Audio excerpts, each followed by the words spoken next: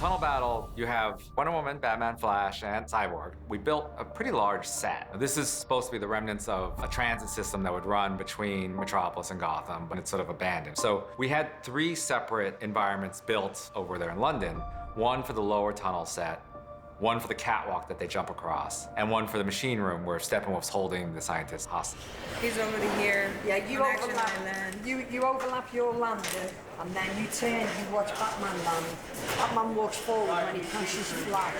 We're close to about 50 feet off the ground, and it's tricky because one of our characters is on a wire because he fires his grapple gun and swings. So what you've got to do there is show that he's on a wire, which is what we always try not to do because you never want people to believe they're on a wire, if that makes sense, when they're doing something. Then our other character has to leap as if she's doing it all by herself and nothing's helped her. So that was quite an interesting process for us. For this angle, don't go quite so low.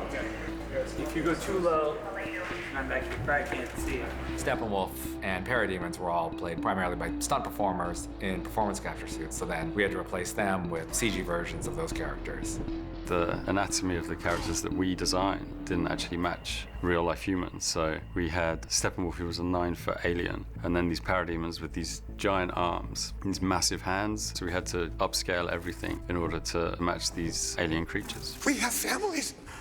Why does everyone keep telling me that?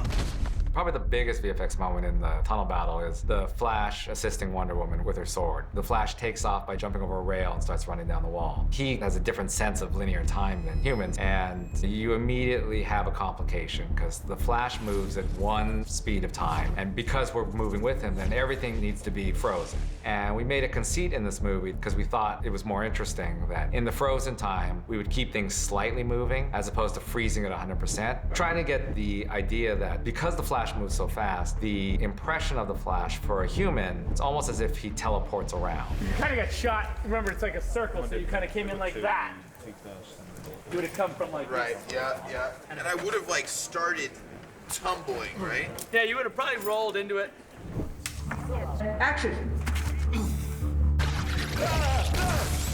The neat thing sort of about Flash and his effects are, I mean, we absolutely are using state-of-the-art software and computers to do his effects, but largely the attitude and the style of them are sort of a throwback to more hand-drawn lightning and animation. The electrical discharges on the Flash's body. It became a lot more satisfying if we were able to pick and choose what happened when by hand.